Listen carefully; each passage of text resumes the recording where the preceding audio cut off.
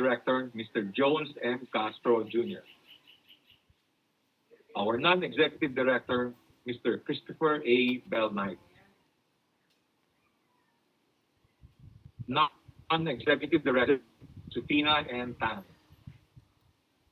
Our Independent Director, Mr. George T. Barcelon. Our Independent Director and Chairman of the Board Audit Committee, Attorney Jose F. Buenaventura. Our Independent Director, Mr. Vicente S. Perez Jr. Our Independent Director, Mr. Dioscoro I. Ramos. Our Independent Director, Attorney Gilberto C. Teodoro Jr.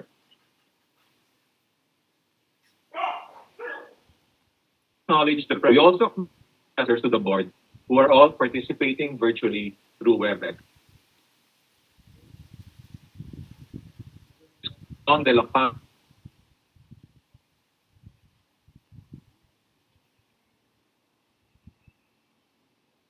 Mr. Jose T. Shaw, and Mr. Harley T. C. Also with us is our Corporate Secretary, Attorney Edmundo L. Tan. Or to our Chairperson, Ms. Teresita T. C.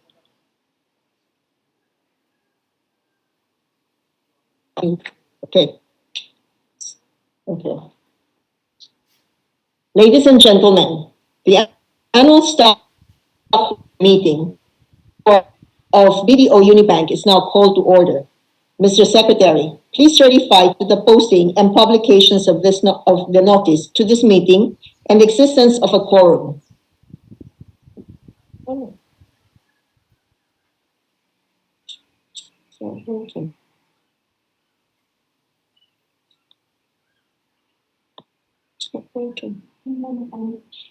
No, I don't have.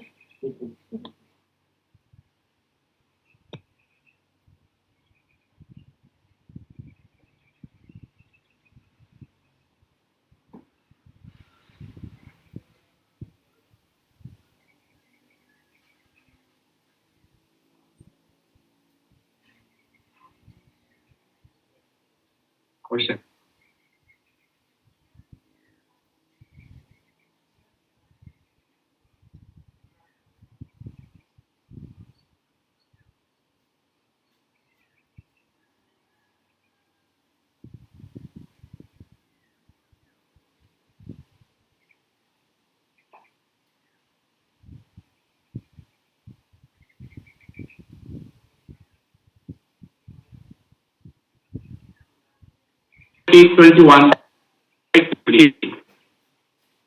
Based on the record of remote registration, the stockholders who are participating in this meeting, virtually and by proxy, represent 3,990,579,071 shares, constituting 81.45% of the total outstanding capital stock of the bank as of record date March 2nd, 2021.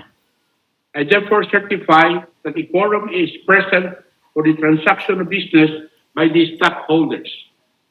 We would also like to inform the stockholders that representatives of Punong Bayan and Arroyo Grant Thornton are also with us.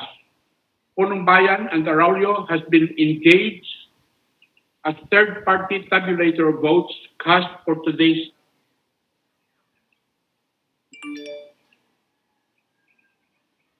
that the holders upon request. Thank you, Madam Chairperson.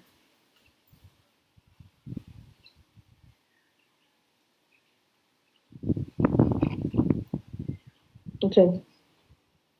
On behalf of the Board of Directors and Management of the bank, I welcome you all and thank you for your participations at this meeting. It is my pleasure to welcome all of you to this meeting, to this BDO 2021 Annual Stockholder Virtual Meeting.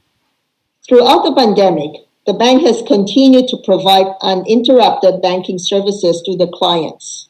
However, due to the bank's decisions to book a preempted provisions for potential loan losses, it resulted in a lower net income in 2020.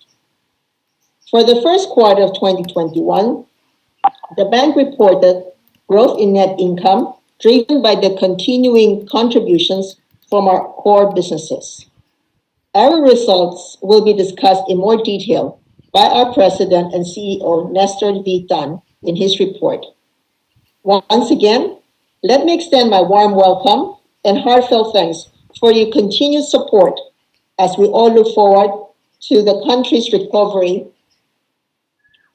in this year. I now turn over the floor to our Vice Chairman, Jesus Jacinto, who will preside over the rest of the meeting. Thank you, Madam Chairperson. The next item in the agenda is the approval of the minutes of the last annual stockholders meeting. Mr. Secretary, were copies of the minutes provided to all stockholders? Yes, Mr. Chairman. Results of the stockholders meeting held on June 16, 2020 were posted on the bank's website soon after the adjournment last year, and a copy of the minutes was posted within 5 banking days. A copy of the minutes was also appended to the definitive information statement posted on PSE Edge and the bank's website, www.bdo.com.ph, and available to our shareholders for downloading.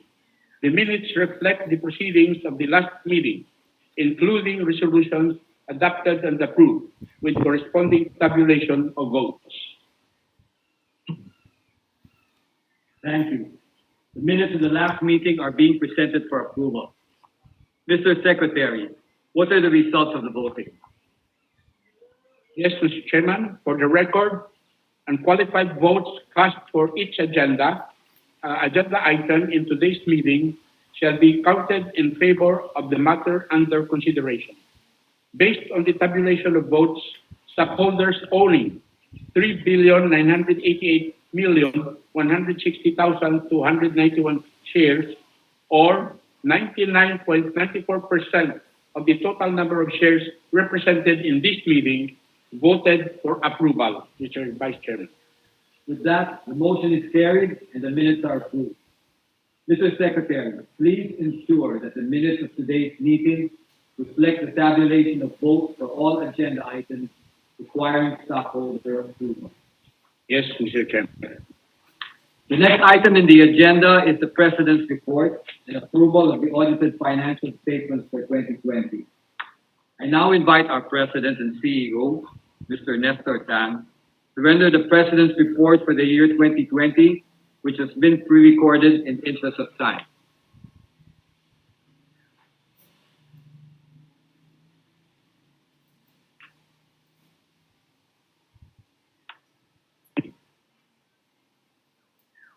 The year 2020 will always be remembered by the effects of the COVID-19 pandemic. The Philippines' gross domestic product contracted by an unprecedented 9.6% in 2020, interrupting 8 consecutive years of growth of 6% or higher.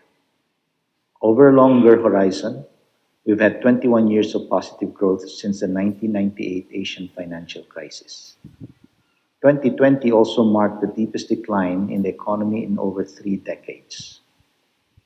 Regionally, the Philippines was also the worst hit economy.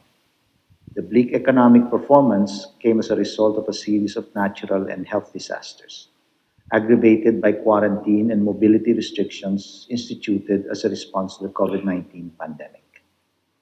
To cushion the impact of COVID-19 and the quarantine measures, the government set up a stimulus budget and relief measures to provide emergency support to vulnerable groups and expand medical and health resources. Meanwhile, the BSP reduced the benchmark rate and banks' deposit reserve requirements over the year by a total of 200 basis points each. The BSP also extended over 500 billion in advances to the national government to help the national government's relief efforts, and purchased over 500 billion of government securities from the banking system to ensure availability of liquidity to the real economy. The COVID-19 pandemic and the resulting quarantine measures greatly affected our operations. Branch and head office operations were scaled down due to mobility restrictions. There were limited sales activity for businesses requiring face-to-face interaction. The bank also incurred additional expenses to maintain a safe and virus-free work environment. To adjust, the bank swiftly instituted changes in the way it conducted business. We initially kept the allowed number of branches open at shortened operating hours, manned by a skeletal workforce.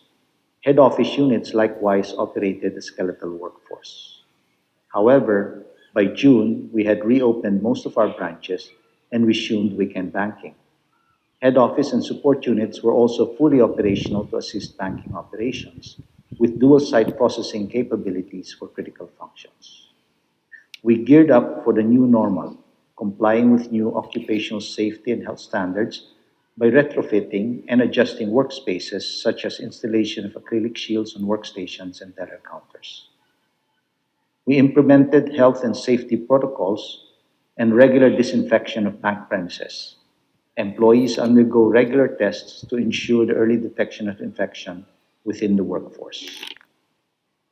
We continued our investments in digital infrastructure to scale up the bank's capacity and ability to handle the surge in transaction volume without affecting reliability. Amid some operational hiccups, BDO responded to the rapid customer shift to digital transactions by ensuring the availability of its ATM, online, and mobile banking channels. In addition to Bayanihan 1 and 2, we supported clients with their cash flow requirements and instituted loan restructurings where appropriate. We undertook a comprehensive loan portfolio review and set aside preemptive provisions to cover for anticipated asset quality deterioration. Against this challenging environment, BDO recorded a net income of 28.2 billion in 2020. After years of sustained growth, our net income saw a temporary pause. The bank's 2020 net income was 36% lower year-on-year. The key driver of the drop in net income was the 30.2 billion of anticipatory provisions we set aside during the year, ahead of expected asset quality deterioration.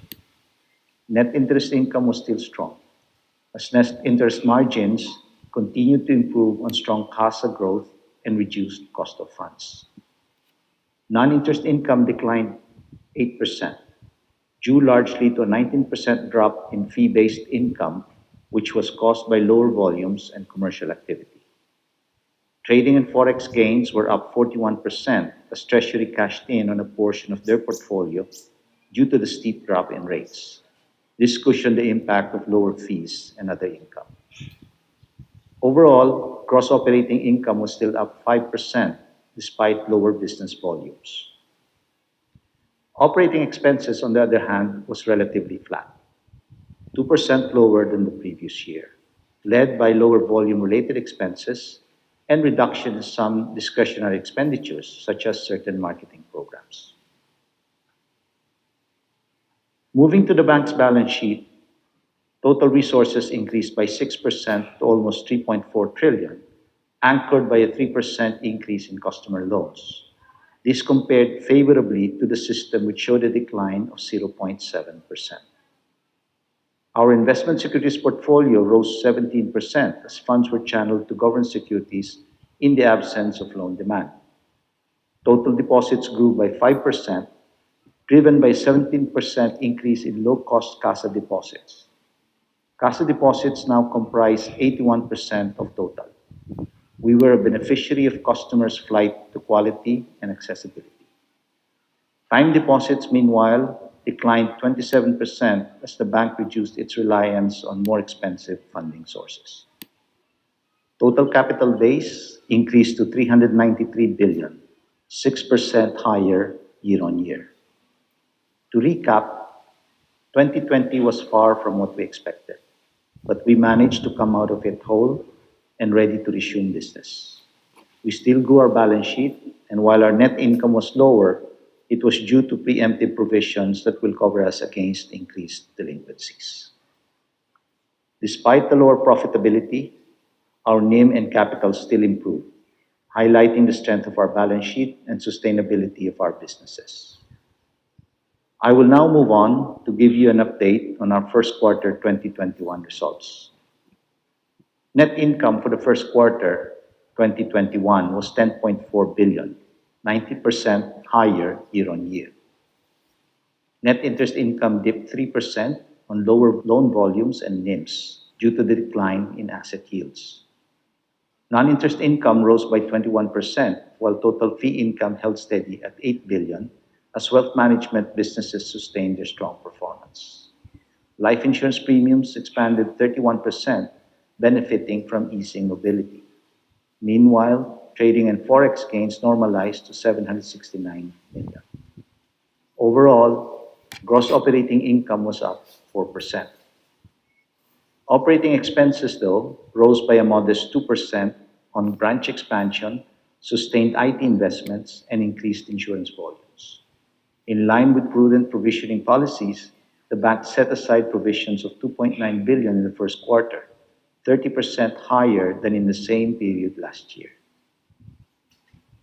Shifting to the balance sheet, BDO's loans slightly dipped by 0.71% due to weak demand. Nevertheless, this compares favorably to the system, which showed a decline of 2.7%. Our investment securities portfolio rose 8% as funds were channeled to government securities. Total deposits grew by 2%, driven by the 11% increase in low-cost CASA deposits. CASA deposits now comprise 83% of total. Total capital base increased to 401 billion, 8% higher year-on-year. As of the first quarter 2021, the bank's book value per common share stood at 89.89 pesos per share, representing a year-on-year growth of 7.8%. As of first quarter 2021, our NPL ratio is at 2.81% against the industry's 3.67%. NPL cover is at 107%, comparing favorably against the industry's 95%. Provisions are now equivalent to 3.1% of total loans, and we consider this to be more than adequate. Historically, our loss given default, or actual loss experience from NPL, is approximately 50%. This means that for every NPL that we book, the potential loss is only half on average, since we are usually able to recover from our collateral position. Put another way, our provisions of 3.1% to total loans can cover potential losses on an NPL ratio of up to 6.2%, compared to our current NPL level of only 2.93%. The bank's capital base is strong enough to withstand shocks. The bank's consolidated capital adequacy ratio at 14.5% and common equity tier 1 ratio of 13.4% are well above regulatory minimum levels. To recap, the bank posted a 19% income growth to 10.4 billion in first quarter 2021, despite sluggish economic activity. The bank also booked higher provisions as additional buffer against the negative impact of the pandemic on loan accounts. Weak loan demand resulted in a slight decline in our loan portfolio, but low-cost funding continued to grow, setting the bank's CASA ratio at its highest at 83%. With continued profitability, our capital improved, highlighting the strength of our balance sheet and sustainability of our businesses. Shifting now to 2021 outlook. We expect 2021 to be another challenging year. A gradual recovery is seen with the government's fiscal stimulus and continued infrastructure spending. The government allocated a budget of 140 billion under Bayanihan 2, plus another 25.5 billion unused funds extended up to June 30, 2021 for the said purpose. On the other hand, continued limitations in economic activity as well as inflation pressures are seen to delay economic recovery. Loan growth is expected to be slow given the difficult operating environment. NIM pressure is expected to persist under the prevailing low interest rate environment. Meanwhile, wealth management, life insurance, and other fee-based businesses initially affected by mobility restrictions are seen to recover. We expect loan delinquencies to peak in the second quarter 2021, but these will remain manageable. We will now entertain questions on the bank's 2020 and first quarter 2021.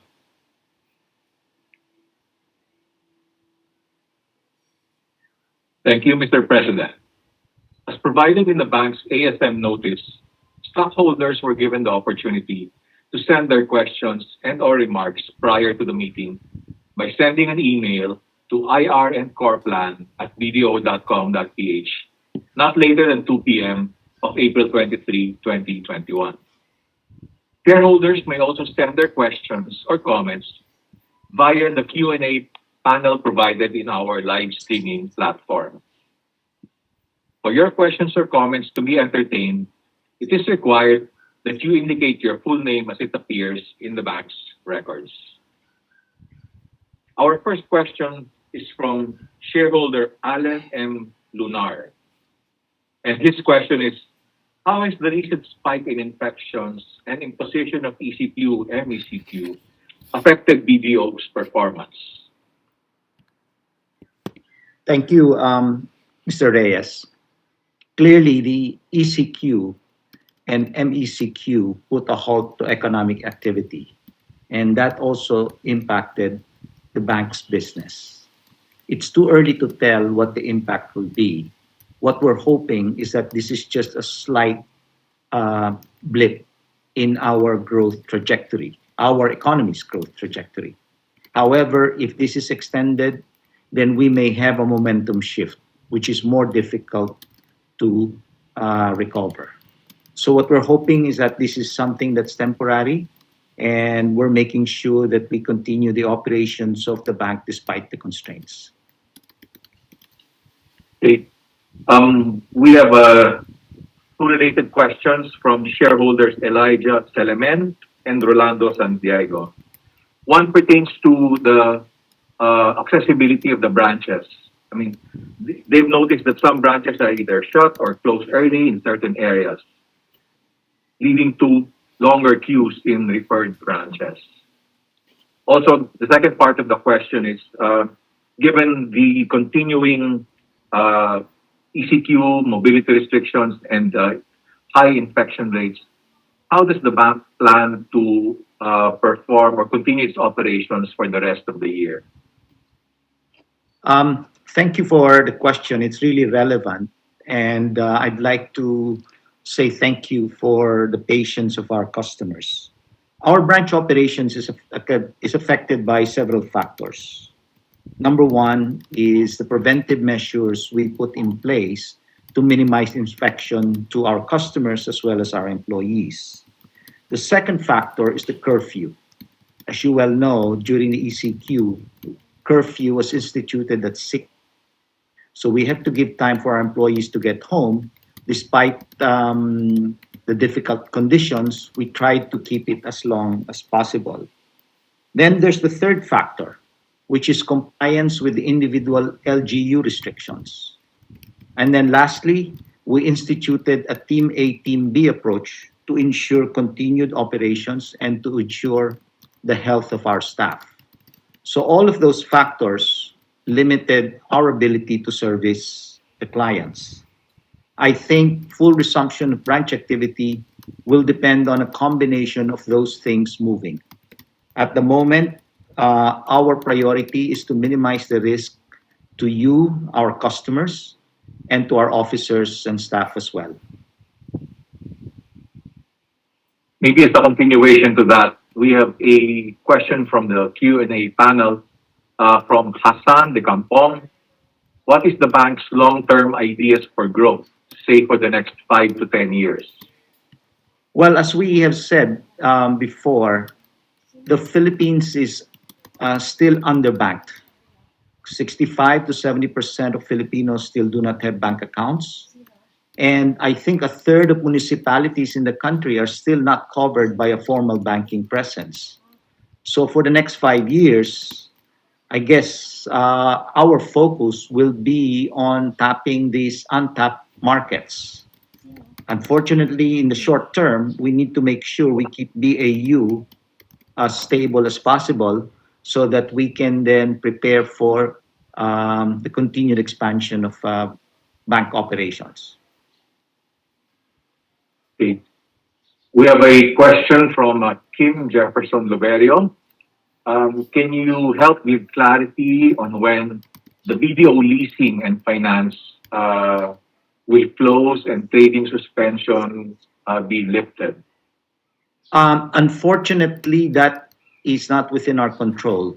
We're all making representations with the Securities and Exchange Commission and complying with all of their requirements to lift the trading.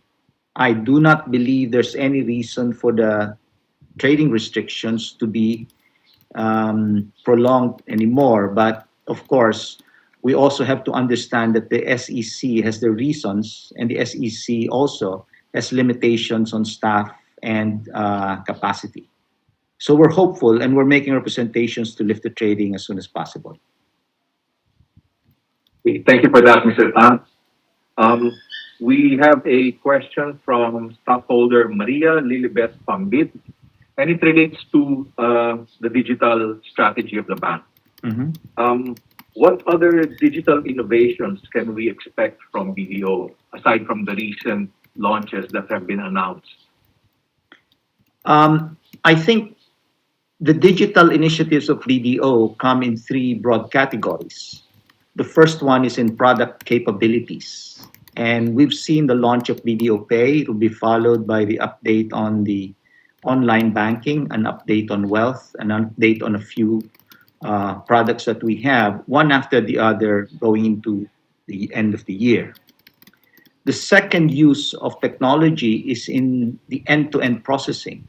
What we'd like to do is automate our back office as much as we can. And we're already piloting with the end-to-end processing in our branches. And in some instances, you've also seen the use of ATMs with biometrics and QR codes. So we will propagate that as soon as we're able to have more mobility in our staff. The third piece is in the area of information and data management. And I guess it's really important that we are able to communicate with you to confirm your transactions and to ensure that you're always updated with what's going on in your account. At the same time, it helps us prevent any potential fraud or any potential risk in somebody accessing your account. So given that, we have a lot of things in the pipeline, from new products to new processes to new platforms. Okay, thank you very much, Mr. Tan, for that. Something that is very much related to the current environment from Ms. Raymondita Nalda. How high do you think, or how high do you expect the bank's non-performing loans to reach this year? When we discussed last year and did our planning, we expect that the NPL rate will probably peak for the industry at about 4 to 5%. Right now, we're looking at the bank's NPL to peak as at year end at around 3%. We're below that. So I think we're trending quite better than what we anticipated. But having said that, the challenge is not keeping, or the challenge is not in the NPL ratio. The challenge is how we are able to remedy the situation once a client gets into trouble. And we need to be able to help, and we need to be able to work it out with them. Also, the second thing that we need to do is to protect the balance sheet. And as you've seen in 2020, we did preemptive provisioning. and our NPL cover is in excess of 100%. And given the loss default that we've experienced, which is about 50%, I think the balance sheet is adequately protected and more for potential increases in delinquencies if it should happen. Okay. Thank you. For our last question, we have a number of shareholders that have raised this simultaneously, both in the Q&A panel and in earlier emails. Shareholders Cynthia Nopia, shareholders Kim Loverio, and shareholder Ishmael Canwa.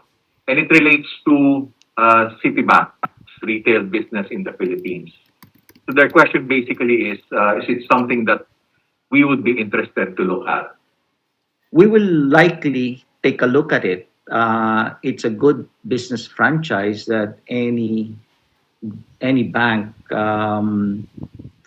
will be interested to look at. So it's not something that you can ignore.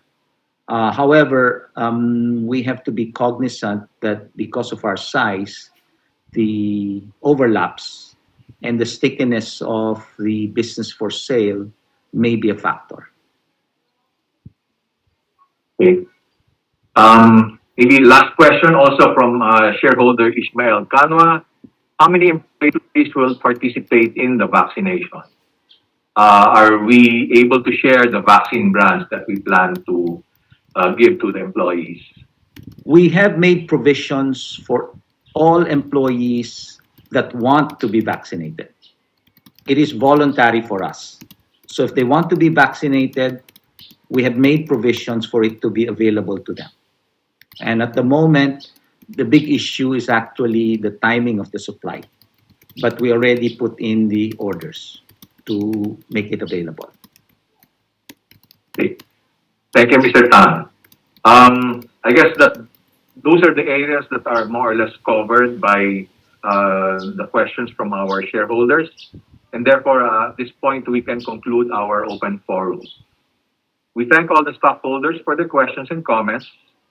If you sent a question which was not read and answered during the meeting, we shall reply to them through the email address you provided during the pre-registration process. I now turn over the floor to our Vice Chairman.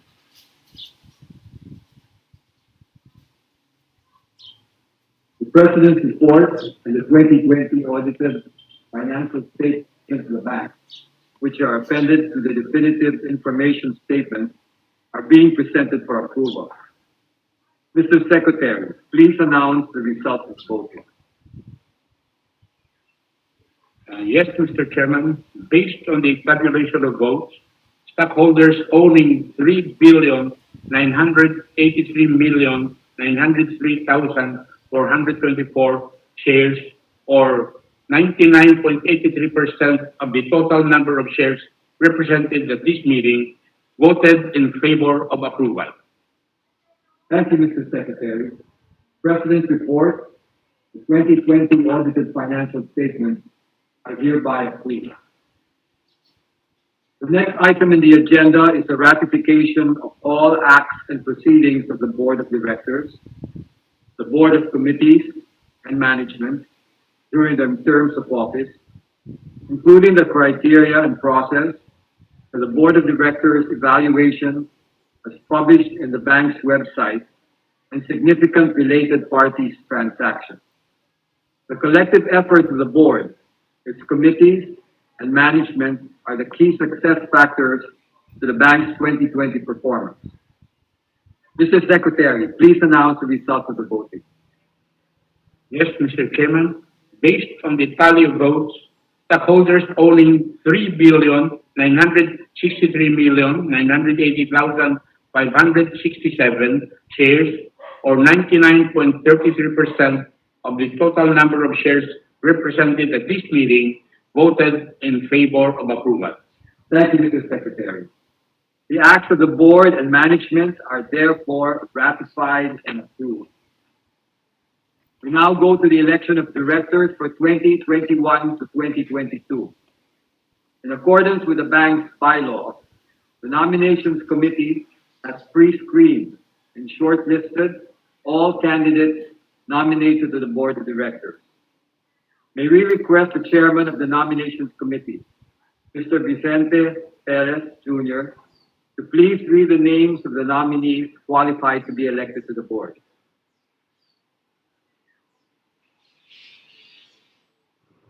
Yes, Mr. Chairman. As of the close of the nomination period pursuant to the bank bylaws, there are only 11 persons nominated and qualified to fill the 11 seats in the board. The following persons have been nominated and are qualified to serve as regular directors for 2021 to 2022. They are Ms. Teresita D.C., Mr. Jesus A. Jacinto Jr.,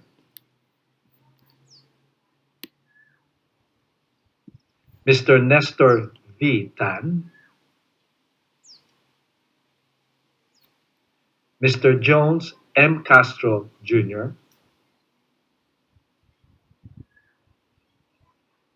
Mr. Christopher A. Bell Knight,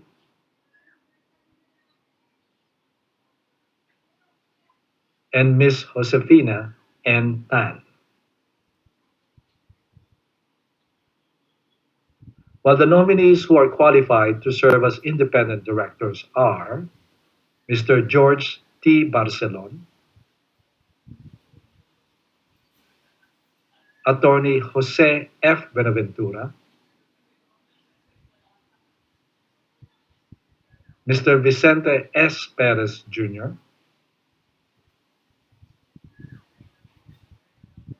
Mr. Dioscoro I. Ramos, and Attorney Gilberto C. Teodoro Jr. Since Mr. Castro's cumulative term as independent director has reached the maximum 9 years, his nomination for the ensuing term is as a regular director of the bank. Thank you. Thank you, Director Perez. Mr. Secretary, what are the results of the voting? Yes, Mr. Chairman. Based on the tabulation flashed on the screen, the votes garnered by each of the nominees, since there are only 11 nominees and with the votes received, all nominees have obtained sufficient votes for election, Mr. Chairman. Thank you, Mr. Secretary. Congratulations to the newly elected members of the Board of Directors. The next item in the agenda is the approval of the amendments to BDO's bylaws in order to address the comments and recommendations of the Bangko Sentral ng Pilipinas on sections 10 and 16 of BDO's bylaws. These proposed amendments have been specifically enumerated in the definitive information statement, followed by the recommendations of the Office of the General Counsel and Legal Services of the BSP. The proposed amendments to the bylaws include the following. A, on section 10, indicating that all meetings of stockholders shall be held in any of the offices of the bank or, if not practicable, at any venue in Metro Manila. And B, on section 16, specifying that notices of annual meetings to stockholders shall be sent no less than 21 days prior to the date set for each meeting or such other periods as may be prescribed by the Board of Directors. Mr. Secretary, please announce the results of the voting for the amendments of the bylaws. Mr. Chairman, based on the tally of votes, the holders owning 3,988,160,291 shares, representing 81.4% of the bank's voting capital stock, voted in favor of approval of the amendment of the BDO's bylaws. Thank you. The amendments to the bylaws are thereby approved. We now proceed to the appointment of the bank's external auditor. Audit Committee processed and pre-screened nominations for external auditor and recommends the appointment of Punong Bayan and Araujo, Grant Thornton, as the external auditor for 2021. Mr. Secretary, please announce the results of the voting. Mr. Chairman, based on the tally of votes, stockholders owning 3,949,058,887 shares, or 98.96% of the total number of votes represented in this meeting, voted in favor of approval. Thank you, Mr. Secretary. Punong Bayan and Araujo, Grant Thornton, is therefore reappointed as external auditor of the bank for 2021. Mr. Secretary, is there any other item in the agenda? No other matter, Mr. Chairman. Thank you, therefore. We can now adjourn the meeting. We thank everyone who participated by voting and sending in their questions, comments, and those watching us this afternoon. We hope you are all in good health and doing well. Please stay safe.